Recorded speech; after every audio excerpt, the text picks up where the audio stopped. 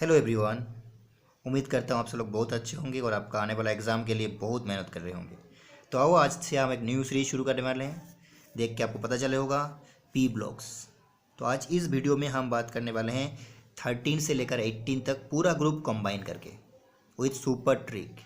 जो बच्चे 12 में या फिर नीट रिपीटर है, जे रिपीटर है, या फिर जो 13 14 रिपीट कर रहा है नीट और जेई के लिए, उनके लिए बहुत ज़्यादा बेनिफिशियल है। तो अब तक अपने यूट्यूब में बहुत सारे वीडियो देख रहे होंगे पी ब्लॉक का, जिसमें अलग अलग ग्रुप पढ़ाया 13 14 15 16। लेकिन इस वीडियो में हमने कोशिश किया है जो 13 से लेकर 18 तक एक ही वीडियो का सीरीज़ को आप कंप्लीट करा दिया। क्लियर है? कैसे करेंगे वो तो आप वीडियो में आगे देखेंगे। क्लियर है? तो उम्मीद करता हूँ ये वीडियो देखने के बाद आप इनऑर्गेनिक से प्यार होगा और आप रटना भी भूल जाएंगे, सिर्फ ट्रिक याद रखेंगे। इतना ट्रिक बताएंगे जो ट्रिक से आपको पूरा दिल बहला देंगे। इतना ट्रिक हम, वो भी शानदार ट्रिक होने वाला है। तो चलो शुरू करते हैं पी ब्लॉक विथ न्यू जुनून के साथ एंड न्यू ट्रिक के साथ, न्यू रिदम के साथ। ओके, तो उम्मीद करता हूँ मेरे साथ आप बने रहेंगे जितना भी सीरीज़ होगा इनका। तो ये हमारा पार्ट 1 शुरू होने वाला है। अगर आपको मज़ा आया तो पार्ट 2 पार्ट 3 ज़रूर आप देखना। चलो शुरू करते हैं पी ब्लॉक। चलो शुरू करते हैं। शुरू करने से पहले एक छोटा सा इन्फॉर्मेशन, जो वीडियो यहाँ होने वाला है उसका PDF आपको डिस्क्रिप्शन में मिल जाएगा, जो मैं यहाँ एक्सप्लेन कर रहा हूँ। सेकंड, अगर कोई दिक्कत है आपको तो उसमें कॉन्टैक्ट नंबर भी रहेगा, उसमें आप कॉन्टैक्ट कर सकते हैं। थर्ड इन्फॉर्मेशन, ये वीडियो उसी बच्चे के लिए बेनिफिट है जो 12 पी ब्लॉक पढ़ चुके हैं, 11 का भी पी ब्लॉक पढ़ चुके हैं। ठीक है, क्योंकि जो 11 में उसके लिए बिल्कुल ये फ़ायदा नहीं हुआ, क्योंकि मैंने यहाँ कोशिश किया 13 से लेकर 18 तक, जो 11 और 12 दोनों में है, और जो नीट रिपीट कर रहा है या फिर जेई का रिपीट कर रहा है। ओके, तो चलो शुरू करते हैं। देख लो, आप तो इतना जानते हैं जो हमारा जो पीरियोडिक टेबल में है उसमें 4 ब्लॉक है। एक तो एस ब्लॉक, एक पी ब्लॉक, एक डी ब्लॉक और एक एफ ब्लॉक, है ना। तो पी ब्लॉक हम किसको बोलते हैं? अगर डेफिनेशन में छोटा सा बताऊं तो डेफिनेशन होता है ऐसा कोई एलिमेंट जिसका लास्ट इलेक्ट्रॉन पी सबसेल में रहता है, उसी को हम क्या बोलते हैं? पी ब्लॉक बोलते हैं। फिर से, कोई भी एलिमेंट जिसका लास्ट एलिमेंट कहाँ रहता है? पी सबसेल में रहता है, तो उसी को हम क्या बोलते हैं? P block element. जैसे कि मान लो कोई बच्चा आपका स्कूल में आके एडमिशन हुआ 11 में, तो इसको 11 का बच्चा बोलेंगे आप। अगर 12 में आया तो किसको बच्चा बोलेंगे? 12 क्लास का। अगर रिपीटर का लिया है तो रिपीटर को, है ना। मतलब जिस लास्ट वाला इलेक्ट्रॉन जहाँ आके रहेगा उसी को हम क्या बोलेंगे? उस ब्लॉक। तो पी में रहेगा, इसलिए क्या नाम होगा उसका? P block elements. उम्मीद करता हूँ समझ में आया होगा। अब ये पी ब्लॉक एलिमेंट्स का एक खूबसूरती है। क्या है खूबसूरती इसमें? ऐसे तो बहुत खूबसूरती है इसमें, देखो कैसे। पी ब्लॉक एलिमेंट्स में मेटल भी रहता है, नॉन मेटल भी रहता है और मेटलॉइड भी रहता है। अब बोलोगे सर ऐसे कैसे मान लें? देखो आगे देख के पाओगे, जो इसमें सब कुछ रहता है। बोला इसका खूबसूरती क्या है? खूबसूरती यही है, जो एस ब्लॉक में जो है वो सब के सब मेटल है, डी ब्लॉक का सबके सब मेटल है, लेकिन पी ब्लॉक में मेटल भी है, नॉन मेटल भी, और क्या है? मेटलॉइड भी है। तो ये हुआ ना खूबसूरती है। ऐसा ब्लॉक है जिसमें सब कुछ रहता है, मिला जुला के। मेटल भी रहता है, नॉन मेटल भी रहता है, और क्या रहता है? मेटलॉइड भी रहता है। ओके, उसके बाद पी ब्लॉक का अगर इलेक्ट्रॉनिक कॉन्फ़िगरेशन हम देखें तो हम देखते हैं पी ब्लॉक का इलेक्ट्रॉनिक कॉन्फ़िगरेशन कुछ इस तरह होता है। किस तरह होता है? देखो, थर्ड ब्रैकेट, उसका होता है NH2 NP126। ये पी ब्लॉक का जनरल इलेक्ट्रॉनिक कॉन्फ़िगरेशन है। अब बोलो थर्ड ब्रैकेट में क्या है? ये थर्ड ब्रैकेट में क्या है? बोलो नियरेस्ट नोबेल गैस, है ना। क्लियर है? तो ये पी ब्लॉक एलिमेंट का जनरल इलेक्ट्रॉनिक कॉन्फ़िगरेशन है। देखो, NH2 और NP126। अब बोलो यहाँ N का वैल्यू क्या होगा? N का वैल्यू होगा 227। मतलब पी ब्लॉक एलिमेंट कहाँ से शुरू होता है? सेकेंड पीरियड से। 2 क्या है? 7 है। क्लियर है? 2 कितना? 7। अब यहाँ देखो NS मतलब एस सबसेल हमेशा फुल रहेगा, और पी में कितना इलेक्ट्रॉन रह सकता है? अब बताओ, पी सबसेल में मैक्सिमम कितना रहता है? 6 रह सकता है। मैक्सिमम है ये, मैक्सिमम है। मिनिमम कितना है? 1। तो 1 से लेकर मैक्सिमम कितना? 6 तक रह सकता है। इसीलिए पी ब्लॉक में मैक्सिमम 6 इलेक्ट्रॉन रह सकता है। इसीलिए पी में कितना ब्लॉक होता है? 6 ब्लॉक होता है। 13 14 15 16 17 और कितना?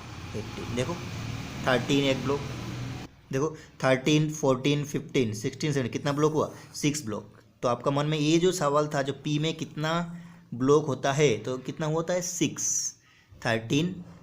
13 ग्रुप ब्लॉक नहीं, ग्रुप कितना होता है 16, 6 ग्रुप, 13 14 15 16 और कितना 17 18, कितना ग्रुप हुआ 6 ग्रुप। क्यों? क्योंकि पी ब्लॉक में पी जो ग्रुप ब्लॉक है उसमें कितना इलेक्ट्रॉन ले सकता है मैक्सिमम 6 इलेक्ट्रॉन, इसलिए इसका ब्लॉक कितना है, सॉरी ग्रुप कितना है 6 ग्रुप है। ओके, तो ये है जनरल इलेक्ट्रॉनिक कॉन्फिगरेशन, ये आपको भूलना नहीं है क्योंकि जनरल इलेक्ट्रॉनिक कॉन्फिगरेशन से बहुत सारे सवाल पी ब्लॉक का सॉल्व आगे होगा। तो देख लो मैंने वो लिख दिया यहाँ आपको। जनरल इलेक्ट्रॉनिक कॉन्फिगरेशन क्या होता है, थर्ड ब्रैकेट NH2 NP12 कितना 6 नियरेस्ट नोबल गैस, यहाँ क्या रहेगा नियरेस्ट नोबल गैस, आपको आगे दिखाऊंगा मैं। ओके, आप देख लो कौन कौन मेंबर होता है, आपने पता कर लिया जो पी ब्लॉक में क्या क्या होता है। अब कौन कौन सा एलिमेंट होता है वो उसका साथ मिल लेते हैं एक बार। तो आ जाओ 13 14 15 16 17 18। तो अभी तक आप अगर नीट, तो आपने अगर नीट जेई और सीईटी के लिए या फिर 12 पास आउट है तो आप जानते हैं पी ब्लॉक में कौन सा ग्रुप है। तब भी एक बार बोल देता हूँ मैं, ग्रुप 13 में कौन है, boron aluminium gallium indium thallium. Group 14 में कौन है, carbon silicon germanium tin lead. 15 में कौन है, nitrogen phosphorus arsenic antimony bismuth.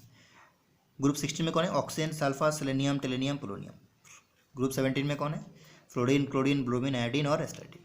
Group 18 में कौन है, helium neon argon krypton xenon और क्या रेडॉन। ओके, अब देख लो ग्रुप 13 को हम याद कैसे करें, वो भी आप जानते हैं, शायद नहीं जानते तो याद कर लेना।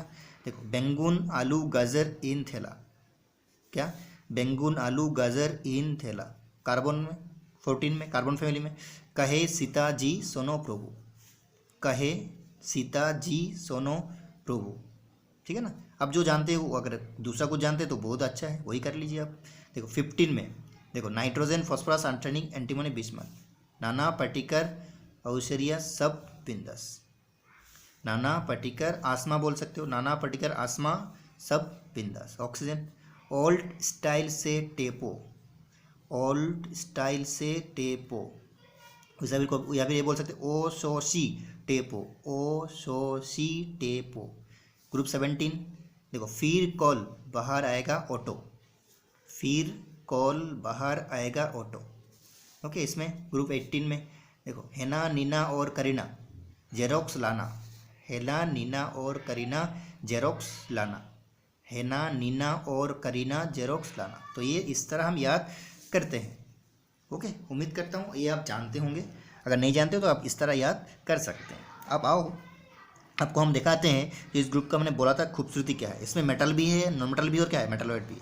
तो देख लो ये जो येलो कलर का दिया हुआ है ये सब क्या है, ये सब क्या है बोलो, ये सब क्या है, जो येलो कलर का दिया हुआ है ये सब क्या है मेटलॉइड है, ये सब क्या है मेटल। लेकिन आप एक बात याद रखना, अकॉर्डिंग टू एनसीईआरटी बोरॉन क्या है नॉन मेटल है, लेकिन ये एक्चुअली नॉन मेटल की तरह काम कर मेटलॉइड की तरह काम करता है। ठीक है, अगर एग्जाम में आ गया बोरॉन तो एनसीईआरटी के हिसाब से नॉन मेटल है, लेकिन हम इसको जब बिहेवियर होता है वो कैसे होता है मेटलॉइड की तरह होता है, तो हम इसको मेटलॉइड की तरह ही मानेंगे। यहाँ देखो boron silicon germanium arsenic tin SB, देखो एसबी एंटीमोनी टी थेलियम और यहाँ क्या है एडी, ये सब क्या है बोलो, ये सब क्या मेटालॉइड है, क्या है मेटालॉइड। तो इसको आप याद कैसे करेंगे, देखो मैंने यहाँ का ट्रिक बताया। देखो बालिका सीता गीता आसमा सब ट्यूशन आते, देखो हो गया ना, बालिका सीता गीता आसमा सब ट्यूशन आते। फिर से बालिका सीता गीता आसमा सब ट्यूशन आते, ये सब क्या है मेटालॉइड है। मैंने लिख दिया यहाँ, चिंता करने का कोई जरूरत नहीं, मैंने यहाँ लिख दिया। ओके, अब आओ, अब बोलोगे सर ये तो हो गया मेटालॉइड, अब मेटल कौन है नॉन मेटल कौन है। अब बताओ किसी भी ग्रुप में पकड़ लो 13 का, देखो 13 ग्रुप में मेटालॉइड का नीचे वाला मेटल है, देखो मेटालॉइड का नीचे वाला मेटल है और ऊपर वाला क्या है नॉन मेटल है। तो बताओ 13 में कोई नॉन मेटल है ही नहीं, सब क्या है मेटल है, सब क्या है मेटल है। बताओ 14 में बताओ, देखो फिर से समझ में आया कि नहीं, मेटालॉइड को पकड़ लो, उसका ऊपर वाला नॉन मेटल और नीचे वाला क्या मेटल। तो बताओ 14 में कौन नॉन मेटल है, कार्बन नॉन मेटल और ये दोनों क्या है मेटल। 15 में बताओ, 15 में ये दोनों क्या है मेटालॉइड, ऊपर वाला कौन है नाइट्रोजन और फॉस्फोरस क्या है बोलो, नाइट्रोजन फॉस्फोरस क्या है, नाइट्रोजन फॉस्फोरस क्या है मेटल नॉन मेटल, और नीचे बिस्मथ है ना ये क्या है मेटल है। बताओ ग्रुप 16 जिसको हम बोलते हैं निकोजन फैमिली है ना, क्लियर है। जैसे कि बोलते हैं आपको ग्रुप 17 को हेलोजन फैमिली, इसको नोबेल गैस, तो ग्रुप 16 को हम क्या बोलते हैं pnictogen family, except oxygen, oxygen को छोड़कर। आप आ जाओ यहाँ, हाँ वो बात बाद में करेंगे, हम यहाँ बात कर रहे थे क्या, जो किसी भी ग्रुप में किसी मान लो 16 में आप पकड़ लिया, बात समझ में आ रहा है मेरा, 16 में आप पकड़ लो 16 पकड़ने देखो कौन मेटालॉइड है। मेटालॉइड का ऊपर वाला क्या है मेटालॉइड का? मेटालॉइड का ऊपर वाला क्या है? Non metal. और नीचे वाला क्या है? मेटल। तो ये थेलियम क्या है? ग्रुप 16 का मेटालॉइड है, क्योंकि हमने याद किया बालिका, सीता, गीता, आसमा सब ट्यूशन आते, तो ये मेटालॉइड है ग्रुप 16 का। ऊपर वाला क्या है? नॉन मेटल, और नीचे वाला क्या है? मेटल। अब बताओ ग्रुप 17 का आपको इतना ही पढ़ना है। देखो ग्रुप 17 का ऊपर वाला सब नॉन मेटल, ये क्या है? मेटालॉइड। तो यहाँ कोई मेटल है ही नहीं। अब आप बहुत शानदार तरीके से जानते हैं जो ग्रुप 18 का नोबेल गैस होता है, ये सब के सब क्या है? Non metal. क्या होता है? Non metal. तो उम्मीद करता हूँ आपको समझ में आया होगा। मैंने यहाँ लिख भी दिया, ट्रिक फॉर मेटालॉइड, बालिका, सीता, गीता, आसमा सब ट्यूशन आती। ट्रिक फॉर देखो मेटल एंड नॉन मेटल। देखो इन ए पर्टिकुलर ग्रुप, एक पर्टिकुलर ग्रुप में देखो मेटालॉइड का ऊपर वाला क्या है? नॉन मेटल, और नीचे वाला क्या है? मेटल। ओके, मिलते हैं, सॉरी चलते हैं आगे। मेरे साथ बने रहो, पी ब्लॉक पढ़ो, मज़ा आ जाएगा आपको। अब बताओ नेक्स्ट ट्रिक, नंबर 3 ट्रिक। देखो यहाँ क्या है? Metal liquids at room temperature. Metal है लेकिन लिक्विड है। आप बताओ, सोच सकते हैं मेटल है लेकिन लिक्विड है। मेटल हमेशा क्या होता है? हम मेटल का नाम सुनते हैं हमारे दिमाग में क्या होता है? हार्ड होगा, डक्टाइल होगा, है ना। लेकिन कुछ ऐसा मेटल है जो लिक्विड के फॉर्म में एग्जिस्ट करता है रूम टेम्परेचर में। वो कौन है? देखो यहाँ पी ब्लॉक भी है, डी ब्लॉक भी है, सब कुछ मिला के मैं बोला। देखो caesium, CS, francium, RB, rubidium. यहाँ कौन है? देखो यहाँ क्या है? जी है, गैलियम, और क्या है? Mercury, Ag। तो ये है सब मेटल लिक्विड। क्या है? मेटल लेकिन लिक्विड है। मेटल लेकिन इसको कैसे याद करेंगे आप? देखो सजिया फिर रब से गले मिलेगी। सजिया फिर रब से गले मिलेगी। याद करो, सजिया फिर रब से गले मिलेगी लिखा हुआ है। सजिया फिर रब से गले मिलेगी, ये क्या है? सब मेटल है लेकिन लिक्विड है। अब बोलोगे सर नॉन मेटल में एक ही है, ब्रोमीन। ब्रोमीन क्या है? नॉन मेटल है लेकिन लिक्विड है। तो नॉन मेटल लिक्विड कौन है? ब्रोमीन। मेटल लिक्विड कौन है? सजिया फिर रब से गले मिलेगी। सजिया CS, फिर FR, रब RB, गले GA, मिलेगी Ag। हुआ कि नहीं? बिल्कुल। तो अभी तक हमने 2-3 पॉइंट कवर किया। 3 पॉइंट कवर किया। पहले पॉइंट क्या था? पहले पॉइंट था कौन मेटालॉइड है। सेकंड पॉइंट था metal non metal. Third number point trick का metal liquid. And fourth number physical state. अच्छा, फिजिकल स्टेट मतलब देखने में कैसा है, इसी को तो हम फिजिकल स्टेट बोलते हैं। आप देख लो कैसे। देखो ये पी ब्लॉक है कि नहीं पूरा? बताओ पहले 13, 14, 15, 16, 17, 18। आप बताओ, देख लो। देखो ये जो मैंने राउंड किया है ये सब गैस है, और बाकी सब क्या है? सॉलिड है। देखो ये जो राउंड किया है, नाइट्रोजन, ऑक्सीजन, फॉस्फोरस, क्लोरीन। देखो नाइट्रोजन, ऑक्सीजन, फ्लोरीन, क्लोरीन, और बाकी सब क्या बोलो?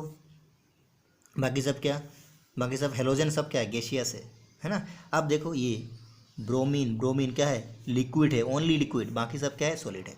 याद आ रहा है? याद होगा। देखो 2 बार देखेंगे तो आपको पक्का याद होगा। देखो NOFCl है ना, N नाइट्रोजन, ऑक्सीजन, फ्लोरीन, और क्या? क्लोरीन। और हेलोजन फैमिली जितना भी है सब गैसियस है, और ब्रोमीन लिक्विड है, बाकी सब क्या है? सॉलिड है। तो ये हुआ है फिजिकल स्टेट। अब आ जाओ, होना है ना पूरा पी ब्लॉक एक साथ। 13 को आप अलग से, 14 को बिल्कुल नहीं करना है, एक साथ करना है। मज़ा आ जाएगा एक साथ करोगे तो। फिर देखो एटोमिसिटी। क्या? एटोमिसिटी। अब बताओ एटोमिसिटी होता क्या है? जो कोई भी एटम कौन सा फॉर्म में इन्वायरमेंट में एग्जिस्ट करता है। जैसे कि बोलो आप नाइट्रोजन को आपको ऐसे नहीं मिलेगा, कैसे मिलेगा? N2 के फॉर्म में। तो इसलिए हम क्या बोलते हैं? इसका एटोमिसिटी कितना है? 2। क्या है एटोमिसिटी? एटोमिसिटी का मतलब कौन सा फॉर्म में इन्वायरमेंट में एग्जिस्ट कर रहा है, उसी को बोलते हैं उसका एटोमिसिटी। क्लियर हुआ?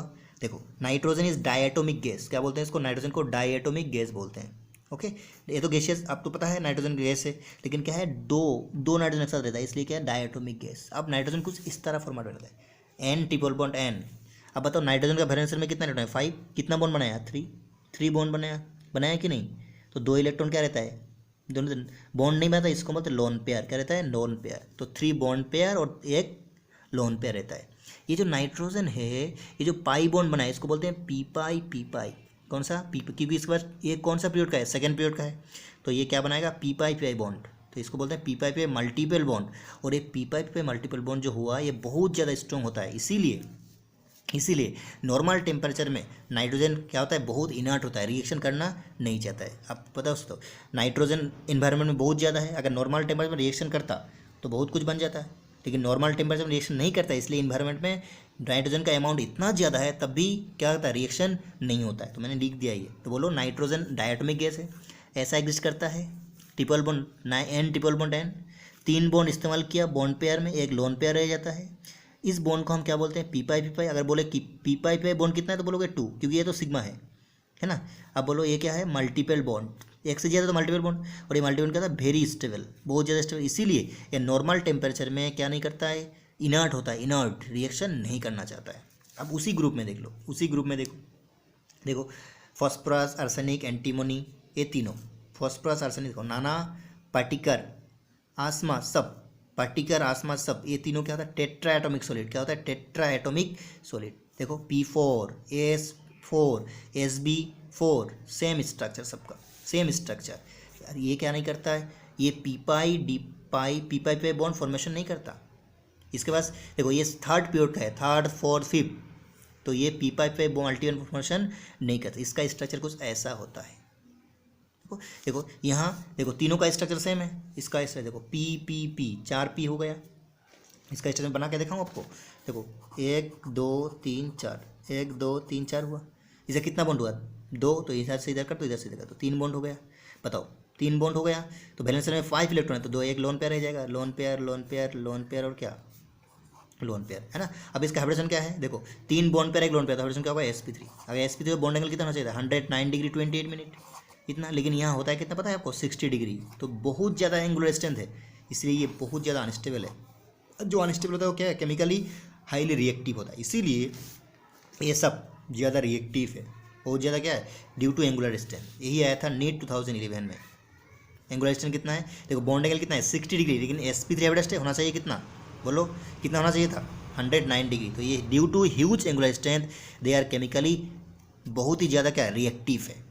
ओके अब sp3 है तो इसमें s का परसेंटेज कितना होगा, 25, और p का कितना होगा, 75। कैसे, देखो देखो sp3 मतलब एक s है और 3 क्या है, p है, ऐसा है। तो टोटल 100% होगा, तो ये 1/4 है, 1/4 है, और एक है 3/4 है, तो ये होगा 25%, ये होगा 75%। इतना आसान बात क्यों बोल रहा हूँ मैं, क्योंकि ये नीट में आने वाला आया हुआ सवाल है।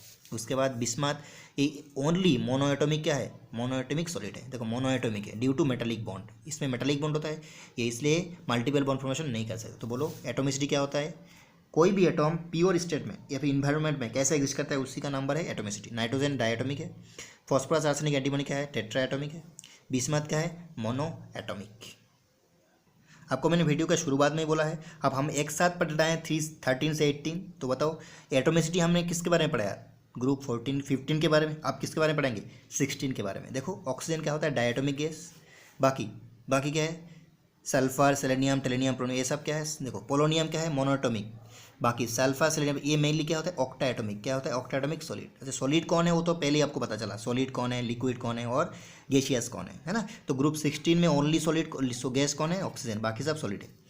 देखो सल्फर, सेलेनियम, टेलेनियम, टेलोडियम, ये क्या है, ऑक्टा एटॉमिक, मतलब कितना एग्जिस्ट करेगा एक साथ, 8 मोलिकूल इसका, 8 एटॉम एक साथ एग्जिस्ट करेगा एक ही मोलिकूल में। और पोलोनियम का है mono atomic due to metallic bond. देख लो ऑक्सीजन कुछ इस तरह एग्जिस्ट करता है। देखो ऑक्सीजन का वैलेंस में 6 इलेक्ट्रॉन है, तो 2 बॉन्ड बनाया, मतलब 2 इलेक्ट्रॉन इस्तेमाल किया। अब 4 इलेक्ट्रॉन क्या रहता है, लोन पेयर रहता है ना। अब ये क्या है, पी पाई मल्टीपल बॉन्ड, ये स्टेबल होता है। बाकी देख लो इस तरह ऑक्टा एटॉमिक। देखो बाकी सबका स्ट्रक्चर सेम है इस तरह। इसको बोलते हैं देखो क्राउन लाइक शेक, क्राउन के जैसा। यहाँ बॉन्ड एंगल कितना होता है, 107 डिग्री होना चाहिए था कितना, इसका वर्जन sp3, लेकिन होना चाहिए था कितना, 190, तो उससे थोड़ा कम हो जाता है। ओके और ये एक एटॉम दूसरे एटॉम में कैसे है, van der Waals force of attraction से क्या होता है, अट्रैक्शन से उसमें जुड़ा हुआ रहता है। क्लियर है। अब आ जाओ ग्रुप 17 का।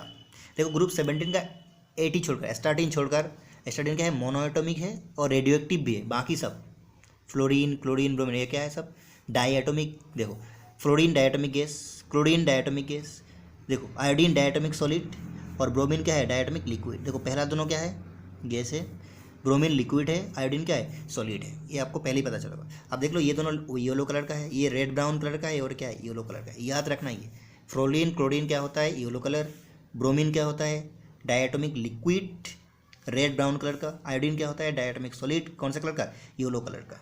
ओके डाईएटॉमिक, देखो ऐसा एग्जिस्ट करता है।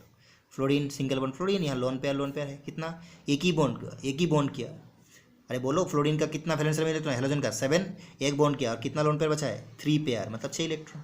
देखो वैलेंशियल में 7 इलेक्ट्रॉन, तो एक बॉन्ड पेयर किया, एक बॉन्ड क्या, एक इलेक्ट्रॉन, एक एटम का एक इलेक्ट्रॉन यूज़ होता है बॉन्ड करने के लिए, इसका भी एक एटम यूज़ किया, तो कितना इलेक्ट्रॉन वैलेंशियल में बचा है 6, मतलब कितना पेयर हुआ 3 पेयर। इस तरह मोनोएटॉमिक तो डायटोमिक में एग्जिस्ट करता है। अब आओ ग्रुप 18 में सब हेलोजन है, सॉरी नोबेल गैस है, सब क्या है मोनोएटॉमिक गैस। क्या होता है मोनोएटॉमिक गैस, क्यों, क्योंकि यहाँ weak van der Waals force of attraction होता है। ये van der Waals force of attraction बहुत ही वीक है, इसलिए क्या होता है ये जितना फोर्स ऑफ अट्रैक्शन कम होगा उतना क्या मॉलिक्यूल एक दूसरे से दूर रहेगा, तो क्या हो जाएगा, वो कौन सा एग्जिस्ट करेगा, गैसियस फॉर्म में एग्जिस्ट करेगा। और यहाँ रेडियम आर्यन क्या है, रेडियो एक्टिव है, क्या है रेडियो एक्टिव है। ओके, अब आते हैं नेक्स्ट पॉइंट 6 नंबर पे, इलेक्ट्रॉनिक कन्फिगरेशन। मैंने ये आपको पहले ही बताया क्या होता है, nearest noble gas NH2 Np कितना 1 2 6, N का वैल्यू कितना होगा 1 2 क्या 7। अब वैलेंसी कॉन्फ़िगरेशन में वैलेंसी, अब वैलेंसी देख लो, वैलेंसी क्या होता है, देखो वैलेंसी वही होता है जो ऑक्टेट कंप्लीट करने के लिए आसानी से ऑक्टेट कंप्लीट किया, कितना इलेक्ट्रॉन लॉस किया है फिर गेन किया, फिर समझ में नहीं आया। देखो हर एक एटम चाहता है अपना वैलेंशियल में कितना इलेक्ट्रॉन करना, 8 इलेक्ट्रॉन करना, तो ऑक्टेट कंप्लीट करने के लिए कितना इलेक्ट्रॉन उसको आसानी से ले सकता है फिर दे सकता है, ले सकता है या फिर आसानी से ले सकता है और फिर दे सकता है, उसी नंबर को हम क्या बोलते हैं वैलेंसी। जैसे कि मान लो ग्रुप 1 एक इलेक्ट्रॉन लॉस किया तो आसानी से ऑक्टेट करता है, उसका वैलेंसी कितना होगा 1। 17 का एक इलेक्ट्रॉन गेन किया तो उसका वैलेंसी कितना हो रहा है 1। देखो तो ग्रुप 1 और 17 के लिए वैलेंसी कितना होगा 1। 2 और 16 के लिए देखो 2 नंबर ग्रुप में जो है ना उसको 2 इलेक्ट्रॉन लॉस करना पड़ता है, और ग्रुप नंबर 16 में 2 इलेक्ट्रॉन गेन करे तो ऑक्टेट हो जाएगा, क्योंकि इसका वैलेंशियल में 6 इलेक्ट्रॉन 16 का और ग्रुप का 2 का 2, तो इसका वैलेंसी कितना 2। 13 और 15 का कितना 3, 14 का कितना 4, तो कितना इलेक्ट्रॉन, देखो नंबर ऑफ इलेक्ट्रॉन लॉस और gain by atom to compete is octet easily. और ये ऑक्टेट इजिली कम्पीट करने के लिए कितना इलेक्ट्रॉन उसको क्या करना पड़ेगा, आसानी से लेना पड़े या फिर देना पड़े, उसी को लेना हो देना हो, क्या करने के लिए ऑक्टेट आसानी से करने के लिए, उसी का नंबर को क्या बोलते हैं हम वैलेंसी बोलते हैं। आप देख लो मैं आपको ये दिखा नहीं रहा हूँ, बस आप याद कर लो। देखो ग्रुप 13 का मैं सब एटम का इलेक्ट्रॉन कॉन्फिगरेशन लिखा, देखो इसका वैलेंशियल में कितना इलेक्ट्रॉन है, देखो NH2 सबके लिए कॉमन है, देखो NH2 ये सेकंड पीरियड का इसलिए 2, देखो 2 2 2 2s2 सबके लिए कॉमन है, लेकिन यहाँ क्या है 2p1 2p2 2p3 2p4 2p5 2p6 left to right जा रहा है, तो p में एक इलेक्ट्रॉन बढ़ रहा है। यहाँ देखो 3 नंबर ऑफ 3, देखो n का वैल्यू 3 हो गया, तो बाकी सब 3s2 3p1 3s2 3p2, बिल्कुल देखो S में कितना 2 इलेक्ट्रॉन, लेकिन p में कितना p1 p2 p3 p4 p5 और क्या p6 है ना। ठीक है, यहाँ आ जाओ 4s2 देखो 2p, देखो 4p1 4p2, तो ये आपको मैं बोलूँ अगर बताओ 20 मार्क का क्या होगा, तो 20 मार्क तो कौन सा पीरियड का है 6 पीरियड का, तो n का वैल्यू क्या होगा 6s2 का पक्का। अब 20 मार्क कौन सा पीरियड में है, कौन सा ग्रुप में है, ग्रुप 15 में है। ग्रुप 15 का मतलब इसका वैलेंशियल में कितना इलेक्ट्रॉन आएगा 5, कितना रहेगा 5, तो एस में 2 हो गया तो पी में कितना रहेगा 3। देखो वैलेंशियल में नंबर ऑफ इलेक्ट्रॉन कितना है 5, एस लास्ट नंबर, यहाँ कितना है यहाँ 4, यहाँ कितना है सर, यहाँ कितना है वैलेंशियल में इलेक्ट्रॉन। देखो यहाँ कैसे होगा पता है, 14 के आगे वाला 8 से माइनस करोगे तो यहाँ 5 होगा, ठीक है, सॉरी यहाँ 3 होगा, कितना 3, यहाँ कितना 4, यहाँ 5, यहाँ 6, यहाँ 7, यहाँ कितना 8। ठीक है, तो इस तरह आप देख लो आगे वाला सवाल ऑक्सीडेशन स्टेट। तो ये ऑक्सीडेशन स्टेट बहुत इंपॉर्टेंट पॉइंट है जो हम नेक्स्ट वीडियो में पार्ट 2 में बात करने वाले हैं। मोस्ट इंपॉर्टेंट बोला ऑक्सीडेशन स्टेट से हर साल सवाल पूछते हैं, कैसे पूछते हैं, बहुत ईजी आसान तरीका है बताऊँगा। तो मिलते हैं नेक्स्ट वीडियो में। अगर ये वीडियो आपको पसंद आया तो प्लीज़ लाइक शेयर कमेंट ज़रूर करना, ताकि मैं अगला वीडियो आपके लिए बहुत मेहनत करके और भी बना सकूँ। Thank you, thanks a lot.